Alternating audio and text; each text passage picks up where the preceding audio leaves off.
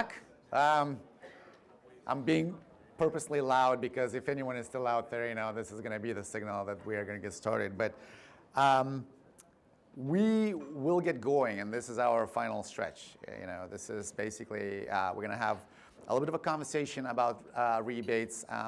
We're going to talk a little bit about our vision going forward, and then we're going to get into afternoon drinks and coffee. But first and foremost, I would like to extend a warm welcome onto the stage for Jamie and Jackie.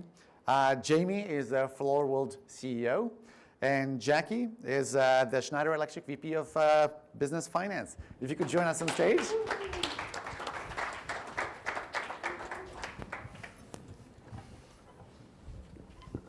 All right, thank you for joining me. This is going to be somewhat of an interview and somewhat of a panel discussion. So, hopefully we can actually get some good insights into how do we position rebates and rebate programs to the C-levels. We have the right folks here to actually chat about us. And maybe to kick us off, if you wouldn't mind just doing a quick introduction of who you are, what you do, and to wake everyone else after the tea of coffee or a cup of tea that they just had. What is one thing that you would bring to the uninhabited island if you had to? Other than a rebate management solution, of course. So maybe, Jamie, you can go first. Sure. My name's Jamie Kaiser. I'm the CEO of Floor World Proprietary Limited. So we do flooring. So we have a network of 44 franchisees around Australia. For myself, I've been in retail for more than 30 years. Started at ground roots on the shop floor and worked up to senior management roles and been in my current role as the CEO for 9 months. What would I bring to an uninhabited island? It'd be pretty lonely, wouldn't it? So I'd probably have to bring my best friend, which is also my wife. So I think I'd bring my best friend along, so I wasn't lonely. Good. All right. What about you, Jackie? Great. Oh, it's working. Perfect. I think I'm the first person today to use the handheld, so great to see that it's working. So hi everyone. My name's Jackie Whitaker.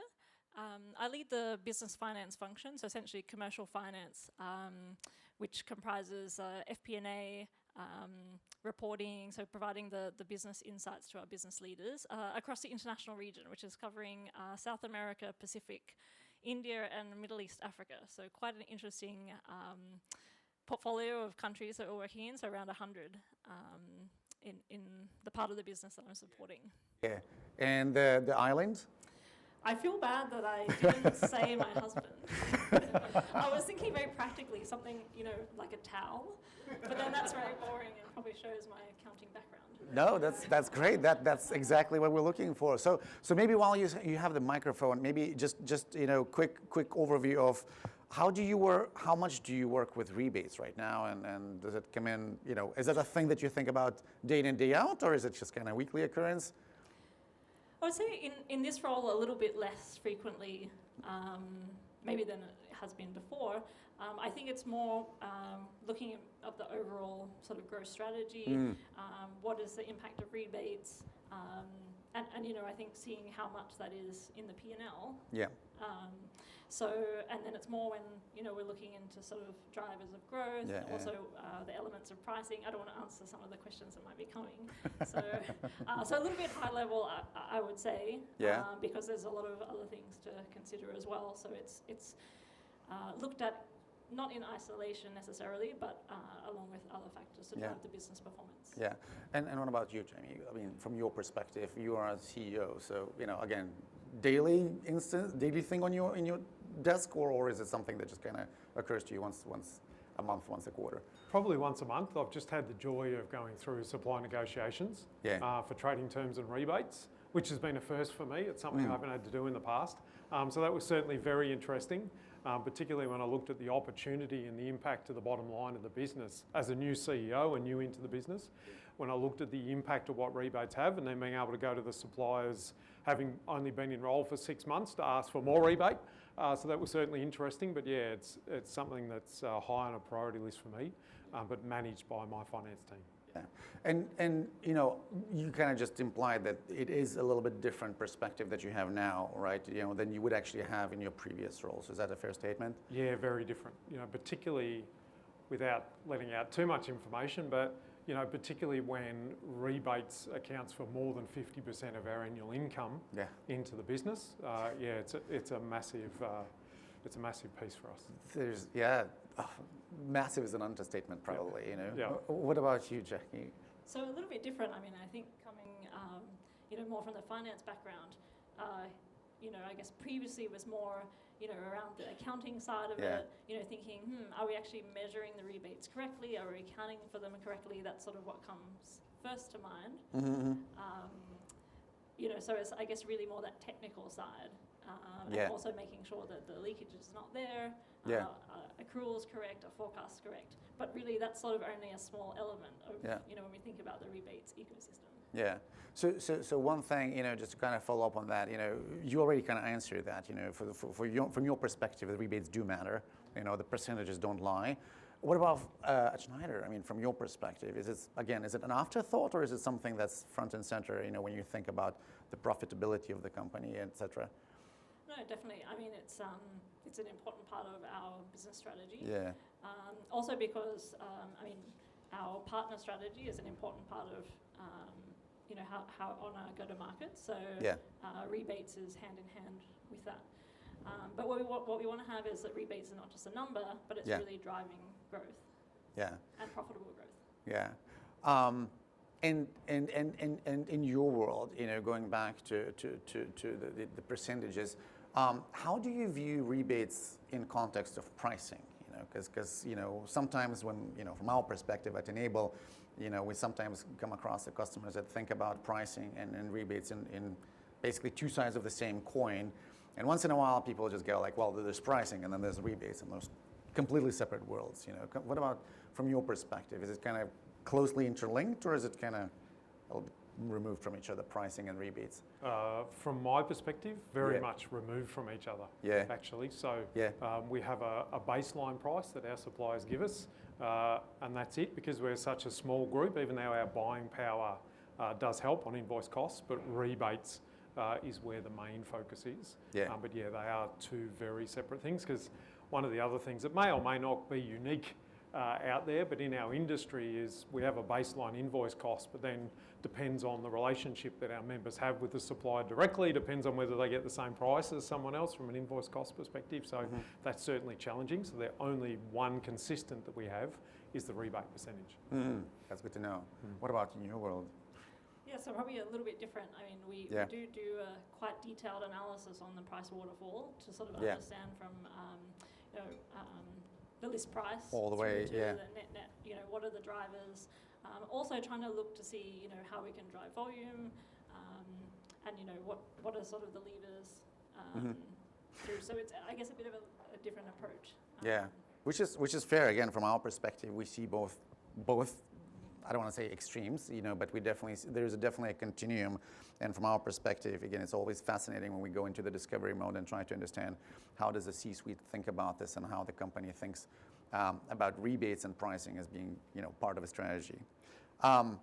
Now, we kind of talked a little bit about this, but I would like to actually dig a little bit deeper into, that strategy of the business. When you start thinking about the next year planning, when you start thinking about kind of future path for the companies, can you talk a little bit about, again, how much do rebates play into your planning and strategy for the next year, for example, right? There's a lot of things we don't know about the future, but there is also some things we can try to plan for. So maybe, Jackie, from your perspective, do rebates matter, or is it kind of a little bit of an afterthought as far as planning is concerned, or do you try to account for them upfront when you actually think about the next year, the year after?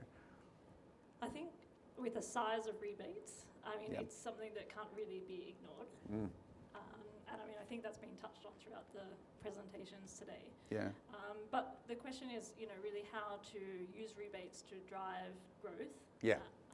And not just seeing it as a cost, which I think it was also mentioned before, or a reduction in revenue. I mean, depending on sort of how it's accounted for, I guess, the structure of the rebates. So I think that's a really important aspect. And it's also about how can we grow together with partners. So and I think it can be a traditional sort of view to sort of look, okay, if you're just looking at GL lines or in your P&L in isolation, then you're not sort of looking at the overall impact. So from a strategic lens, we should really be seeing, okay, well, what's the rebates? Oh, what's the value of rebates? What is the growth that we can drive? And sort of also looking at the different strategies. So you do couple, the growth and basically trying to impact other players in the ecosystem behavior to the rebates. Yes, and right? it varies across regions as well. So, Oh, really? How come? Well, we're probably not standardized on everything as much as we'd like to be. Okay. So we're on a journey of standardization, I would say. Yeah. But also there's different market dynamics. So expectations in different markets are different. So partners, in some regions have different expectations.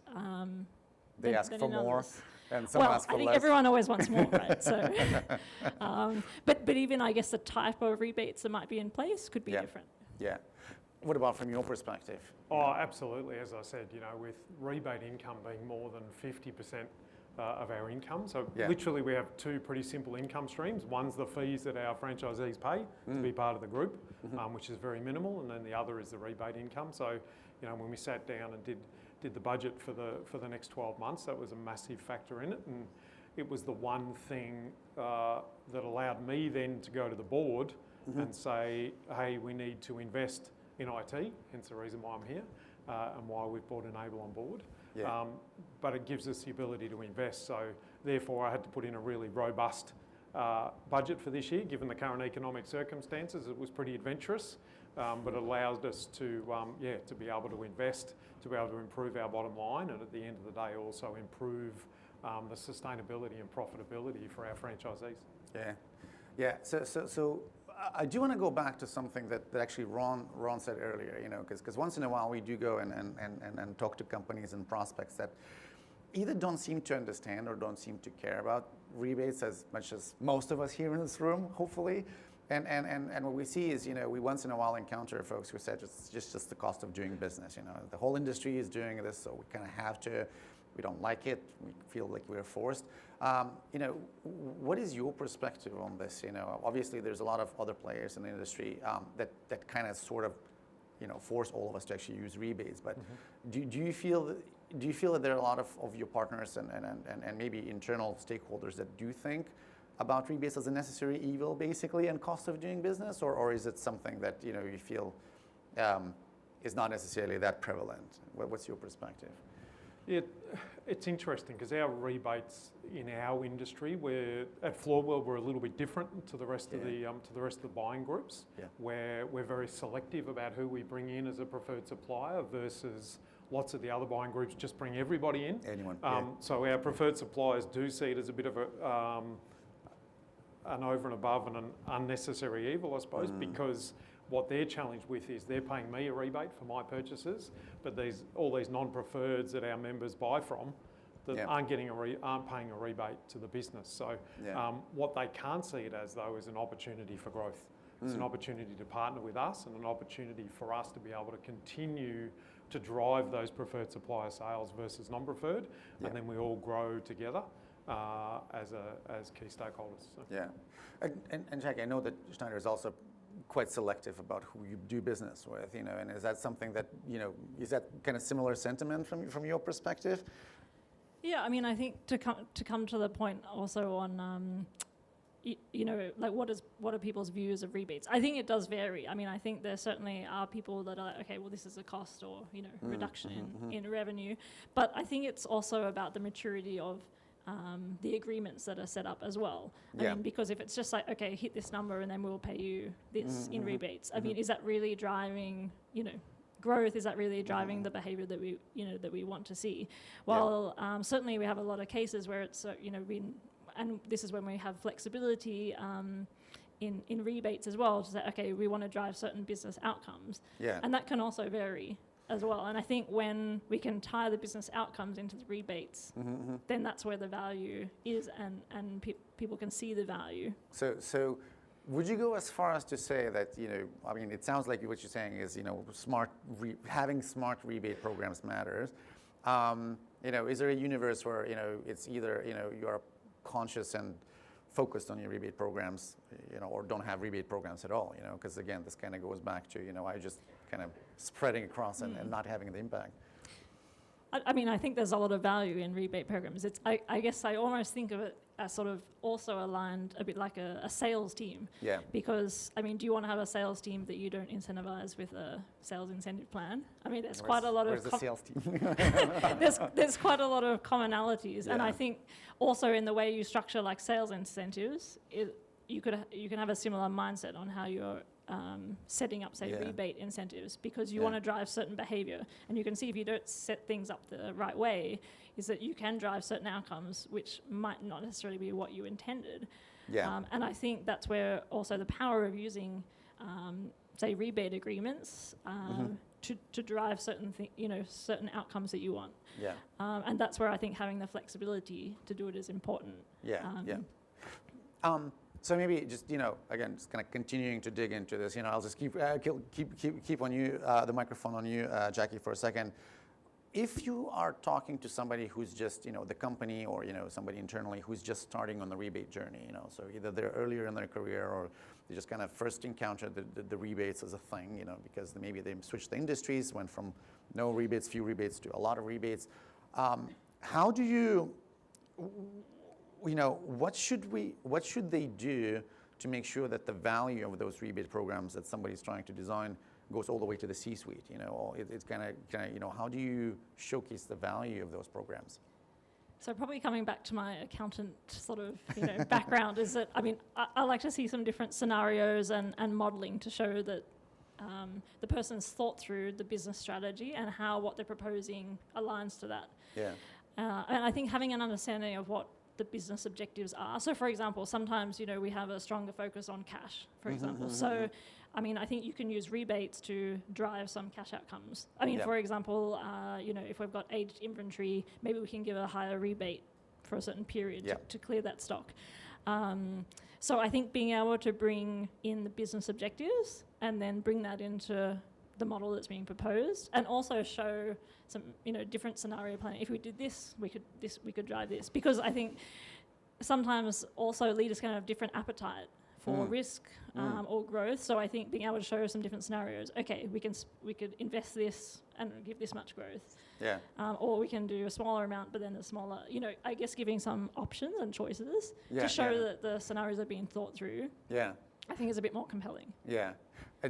Jamie, and this is actually great because this sets up the next question. So when you have the conversations with your partners, you are, having a chat CEO to CEO, and you're trying to establish whether you want to work with somebody or whether they want to work with you. How do you hear about, what do you hear from rebate programs when somebody says, let's figure something out. Let's figure out some sort of agreement that works for both of us. What are the things that make your ears perk up as a C-level executive when you go, okay, well, that's interesting, and maybe that's not so interesting. What do you listen to when you're trying to understand the proposed or maybe being negotiated rebate program, if that makes sense? I think it makes sense. Look, the thing for me is it's all about relationships. Yeah. And it's all about making sure there's a fine balance, and it needs to be equal for everybody. So what's key is to make sure that that relationship and that rebate's not just one way. So it needs to be all about what's in it for me, what's in it for you, and how do we balance it together? And at the end of the day, how do we drive growth with a certain supplier on a certain product is what's most important. And I think, for me, rebates were new in my previous role.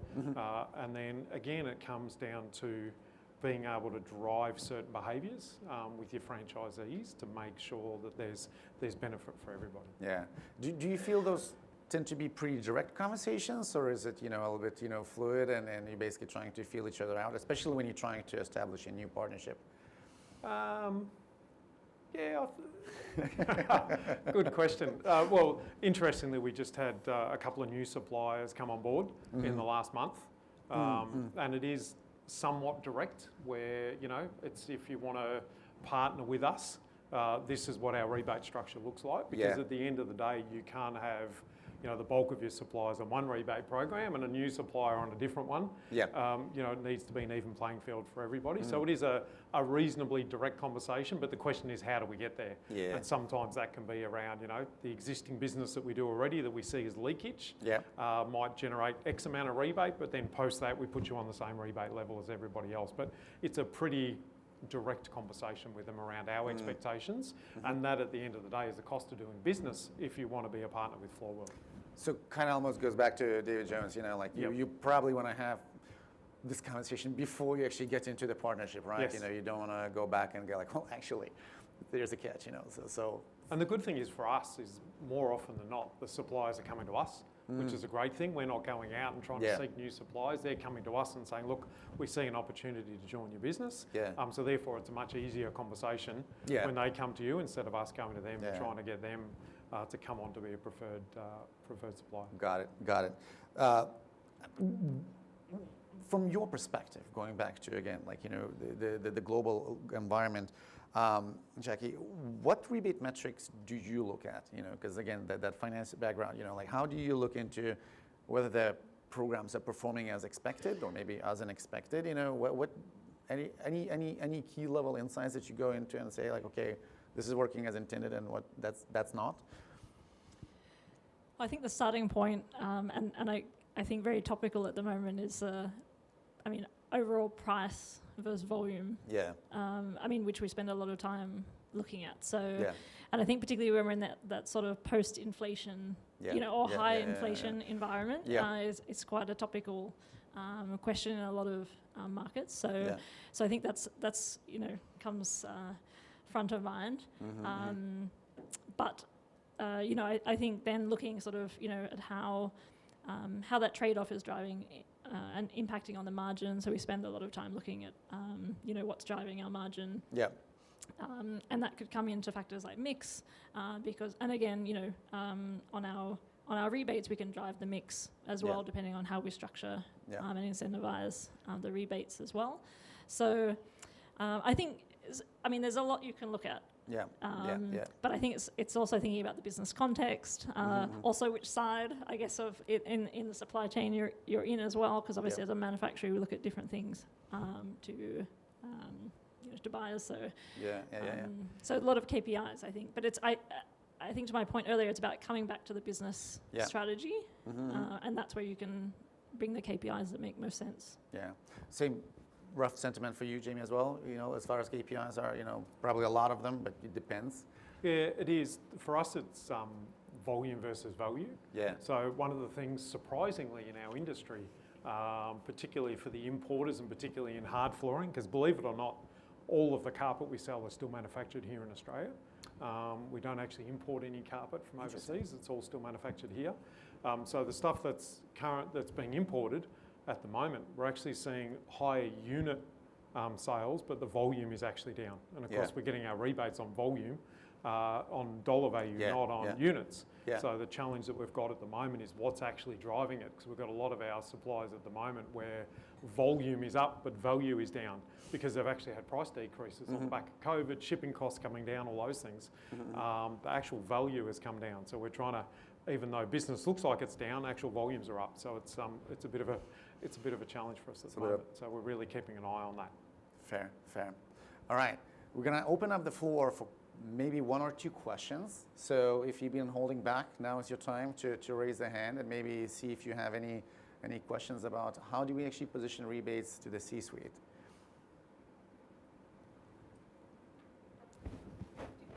Rebate income is staggering, like almost half of the day. What's your biggest challenge and how do you manage that challenge?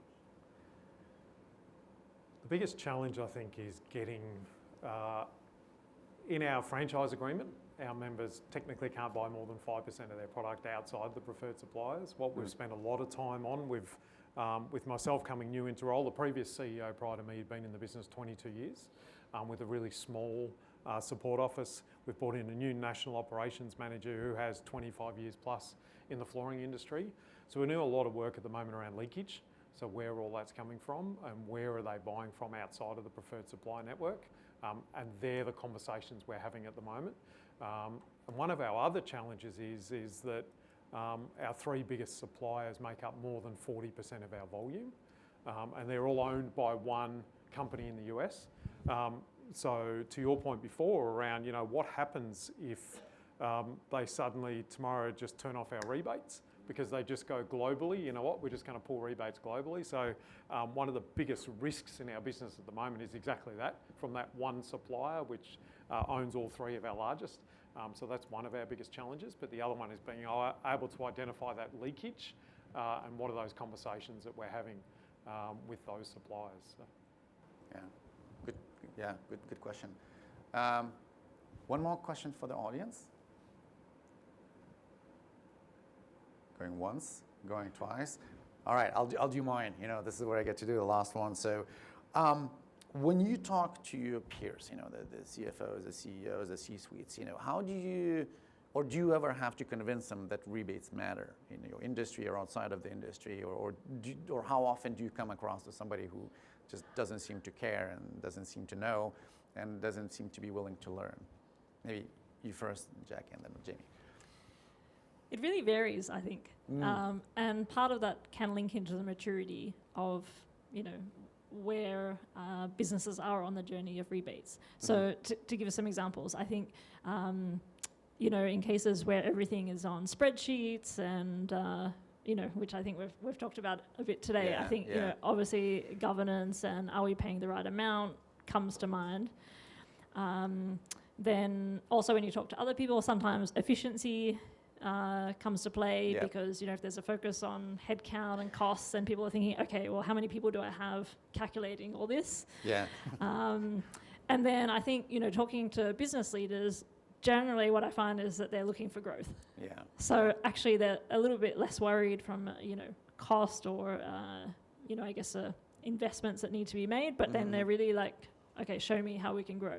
The curve. What can we do to drive volume?